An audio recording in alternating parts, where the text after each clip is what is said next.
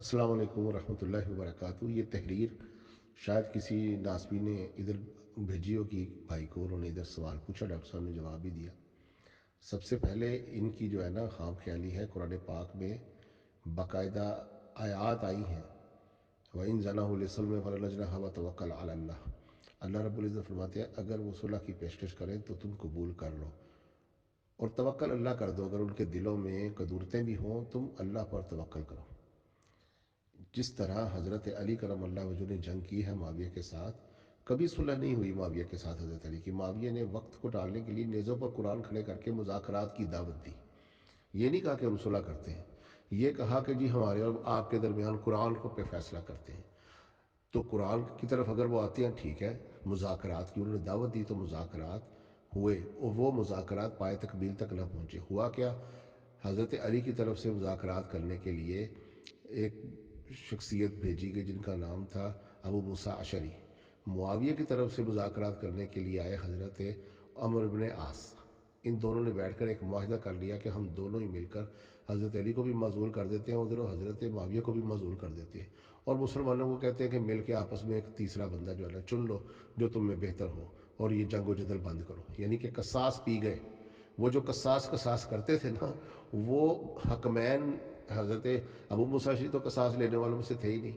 عمر ابن عاص معاویہ کی طرف سے قصاص کا ڈونگرے جا کر بیٹھے ہوئے تھے نا، تو ادھر تحکیم میں قصاص کا کوئی معاملہ ہی نہیں، پی گئے۔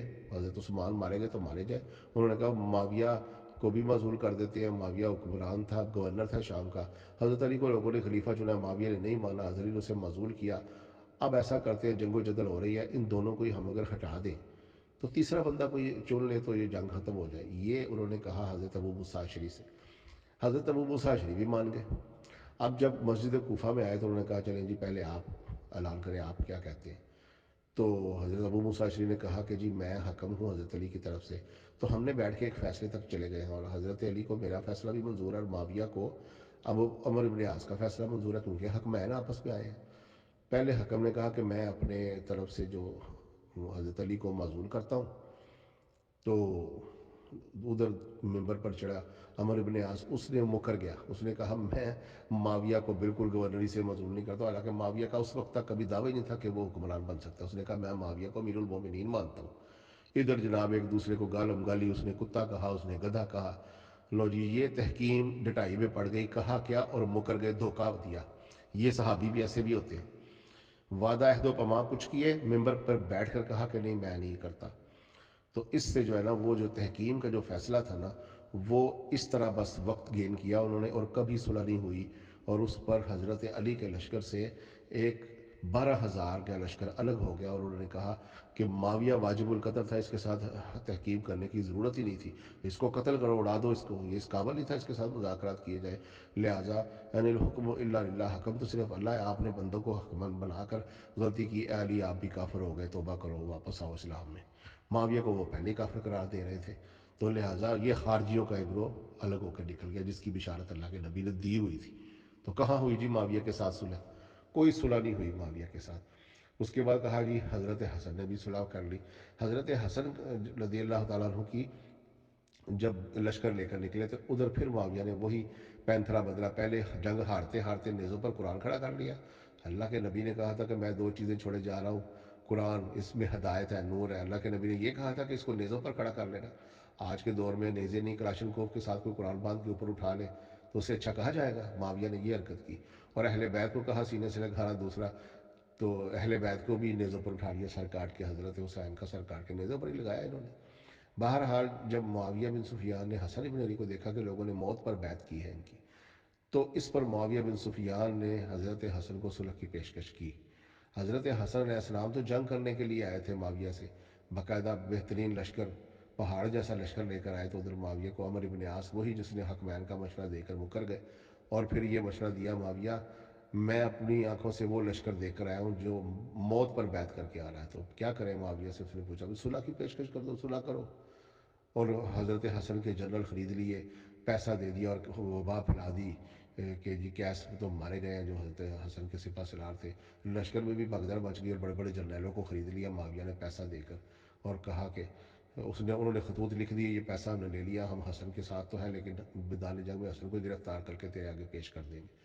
معاویہ نے وہ خطوط حضرت حسن کو دکھائے کہ دیکھو یہ تمہارے جرنیل ہیں۔ حضرت حسن نے دیکھا، بڑا دکھ ہوا، ادھر یہ وبا پھیلی کہ جی قیس شہید ہو گیا، تو جو فوج کے اپنے جو لوگ تھے نا وہ بھی پریشان ہو گئے اور بھگدڑ مچ گئی۔ بعد میں پتہ چلا کہ قیس شہید نہیں ہوا، وہ تو زندہ ہے۔ تو پھر وہ جنہوں نے وبا پھیلائی تھی انہوں نے حضرت حسن پر حملہ کر دیا، حضرت حسن کو تلواریں ماری، نیچے سے مسلح کھینچ لیا، ان کا مال لوٹنا شروع کر دیا۔ حضرت حسن کو بہت دکھ ہوا، انہوں نے کہا اچھا اب ایسوں کو میں ایسوں کے حوالے کرتا ہوں، تم لوگوں نے علی کی بھی قدر نہ کی، اب میری بھی قدر نہیں کر رہے۔ تو اس پر اس نے معاویہ نے صلح کی پیشکش کی۔ حضرت حسن نے قرآن کی وہ بات کہ وَإِن جَنَاحُوا لِسَلْمِهِ فَلَا نَجْرَحَ وَتَوَكَّلْ عَلَى اللَّهِ، تو صلح قبول کر لی، جس طرح حضرت حسن کے نانا نے صلح قبول کی معاویہ کے ابے سے کٹھن شرائطوں پر، ادھر بھی شرائطیں لکھی گئی اور صلح ہو گئی۔ یہ صلح حسن ہے اور خاتم الخلفاء راشدین بنے حضرت حسن، یعنی کہ جو خلافت حضرت علی کی طرف تھی یہ حضرت حسن کے پاس تھی، تو صلح تھی حضرت حسن سے معاویہ کی طرف جاتی ہے، وہ خلافتی ملوکیت میں تبدیل ہو جاتی ہے، تو کیا اس کے پلے رہا۔ آگے جو بات اس عبارت میں لکھی ہوئی ہے کہ جی حضرت حسن نے صلح کر لی اور حضرت عبداللہ بن جعفر نے بھی صلح کر لی۔ اور بھائی عبداللہ بن جعفر کو کہتے ہیں جی حضرت علی کا داماد، حضرت علی کا داماد تھا، اس نے طلاق دے دی تھی حضرت زینب کو جب حضرت حسین جانے لگے تھے نا کربلا کی طرف، تو انہوں نے طلاق بھی دے دی تھی۔ تو لہٰذا عبداللہ بن جعفر گانے سننے کا بڑا رسیہ تھا، اور معاویہ سے صلح انہوں نے کیا کرنی تھی، ان کی کیا اس وقت حیثیت تھی، جب حضرت حسن ابن علی نے صلح کی تھی اس صلح کی شرائط میں سب موجود تھے، لہٰذا یہ جو عبداللہ بن جعفر تھا یہ پھر معاویہ کے پاس جا کر معاویہ سے پیسہ شیسہ خوب لیتے تھے۔ تو ضروری نہیں کہ اب حضرت علی کے داماد ہیں یا حضرت جعفر کے بیٹے ہیں تو ان کے اندر کوئی غلطی نہیں ہو سکتی، لالچ نہیں ہو سکتی۔ بڑے بڑے صحابہ نے ایک دوسرے سے گردنیں مار دی ہیں، لالچ کی ہے، چوریاں کی ہیں۔ بخاری میں موجود ہے مدب نے چوری کر لی تو کہ عبداللہ بن جعفر معاویہ سے پیسے نہیں لے سکتا تھا، یہی عبداللہ بن جعفر جب معاویہ سے 2 لاکھ دینار پر ایئر لیتا تھا نا، تو پھر معاویہ کے سے پیسہ لینے پر اس نے اپنے ایک بیٹے کا نام معاویہ بھی رکھا تھا، معاویہ کو خوش کرنے کے لیے۔ اور حضرت مسلم بن عقیل حضرت علی کی شہادت کے بعد نبینا ہو گئے تھے، انہوں نے کیا جا کے حضرت معاویہ کے لشکر میں لڑنا تھا، ایسے ہی کہتے ہیں جی حضرت علی کا بھائی معاویہ کے لشکر میں تھا، وہ تو نبینا ہو گئے تھے، انہوں نے کیا جا کے لڑنا تھا۔ معاویہ نے پیسہ دے کے ان کو اپنی طرف بلایا کہ حضرت علی کی توہین کار لوگوں کو بتا کے حضرت علی کے بارے میں ساری یہ غلط باتیں انہوں نے نہیں کی تھیں، انہوں نے کہا نہیں حضرت علی ایسے نہیں تھے۔ اور یہی حضرت عقیل حضرت علی کے پاس آئے اپنا وظیفہ بڑھانے کے لیے، حضرت علی نے دہکتا ہوا انگارہ ان کے ہاتھ میں رکھ دیا، ان کا ہاتھ جل گیا، یہ نبینا تھے۔ یہ پھر حضرت معاویہ کے پاس چلے گئے، معاویہ نے یوز کرنے کی کوشش کی کہ اس کے بھائی کے ذریعے میں لوگوں کو یہ بتاؤں کہ علی تو بہت برا ہے، لیکن انہوں نے علی کی برائی نہیں کی تھی، لیکن معاویہ ان کو کھلاتا تھا پلاتا تھا، پیسے بھی دیتا تھا۔ حضرت علی نے ان کو پیسے نہیں دیے بھائی ہونے کے باوجود، انہوں نے کہا جو میں عام لوگوں کو دیتا ہوں وہی آپ کو دوں گا۔ حضرت علی سے بہت سے لوگ اس لیے بھی ناراض تھے، حضرت علی نے ان کے وہ جو وظیفے تھے نا عیش و عشرت والے وہ بند کر کے ہر ہسوا کے ایک جیسے کر دیے تھے، جس کی وجہ سے کافی لوگ حضرت علی کے بھی خلاف ہو گئے تھے۔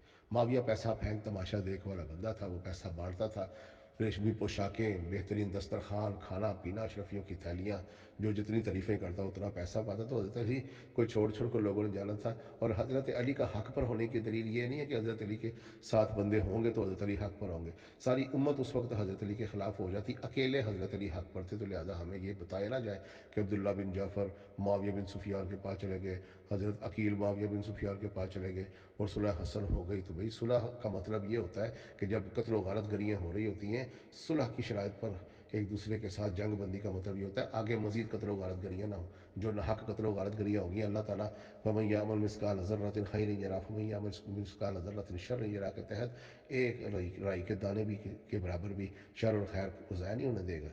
ایسا ہے کہ بس صلح ہو گئی تو جو ہزاروں بندے قتل ہو گئے وہ کھا پی گئے، یہ کیا بات ہوئی؟ حضرت عمار یاسر کا خون رائے گاں چلا گیا، حضرت علی کی طرف سے صحابہ کرام شہید ہوئے، وہ رائے گاں چلا گیا خون؟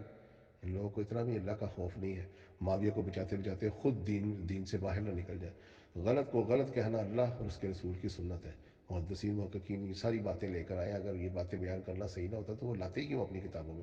اللہ نے قرآن میں باقاعدہ صحابہ کرام کی غلط چیزوں کو ڈسکس کیا ہے، امہات المومنین سے غلطی ہوئی ڈسکس ہوئی قرآن پاک میں، حضرت یوسف علیہ السلام کے بھائی 2 نبیوں کے صحابہ سے غلطی ہوئی قرآن میں ڈسکس ہوئی، ہمارے نبی کے صحابہ سے قرآن پاک میں ڈسکس ہوئی، اگر وہ درا چھوڑ کے چلے گئے اور اگر انہوں نے ان کے دلوں میں تکبر آ گیا حنین کی جنگ میں، سب کچھ ذکر ہو رہا ہے، یہاں تک کہ آدم علیہ السلام کی غلطی کا ذکر ہو رہا ہے قرآن پاک میں۔ تو حدیث میں بھی اللہ کے نبی نے باقاعدہ ایک چیز بتائی، تو معاویہ کی یہ اس غلط کاری اور بغاوت کا ذکر کرنا کوئی غلط بات نہیں ہے۔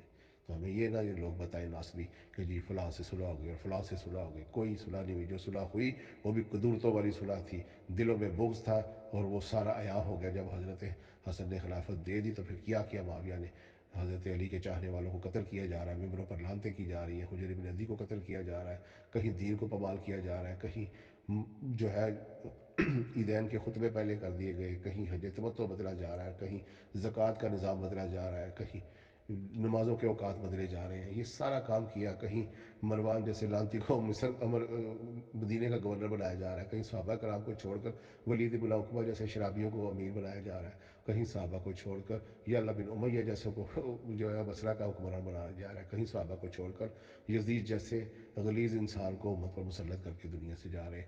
یہ ہے خلافت راشدہ سے ملوکیت، اور ملوکیت سے بدترین کیسریت کی ابتدا کر کے معاویہ دنیا سے گئے۔ السلام علیکم۔